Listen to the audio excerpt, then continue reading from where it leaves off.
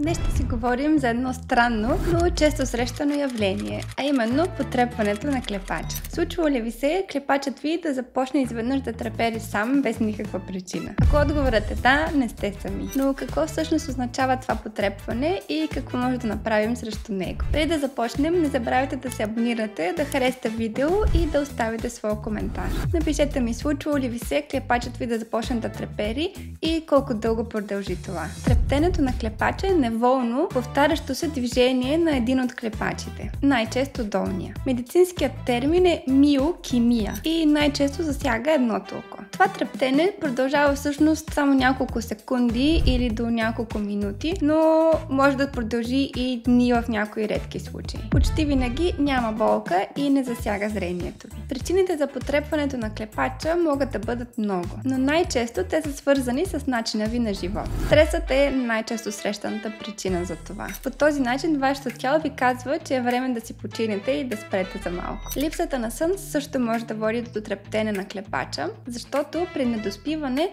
нервната система става по-чувствителна. Друга причина е прекомерната употреба на кофеин. Продължителното време пред екран може също да е виновника. Тогава очите се пренатоварват и мускулите се пренапрягат. Сухотата в очите също може да доведе до раздразнение на нервите и потрепване на клепача. Друга причина може да бъде и недостигът на магнезий, защото ниските нива на магнезий могат да доведат до мускулни крампи. В повечето случаи трептенето не е опасно и минава от само себе си, но е важно да се обърнете към лекар, ако трептенето продължава повече от 1 или 2 дена без прекъсване, засяга други части на лицето, а не само клепача. Имате също зачервяване или подуване на окото, клепачът се затваря напълно и даже въобще не може да го отворите, или имате също проблеми и с зрението. Тези симптоми могат всъщност да са знак за нещо по-сериозно, като блефароспазъм или даже неврологично заболяване. Но не се плашете, това е много рядко. Сега ще ви дам и няколко съвета за това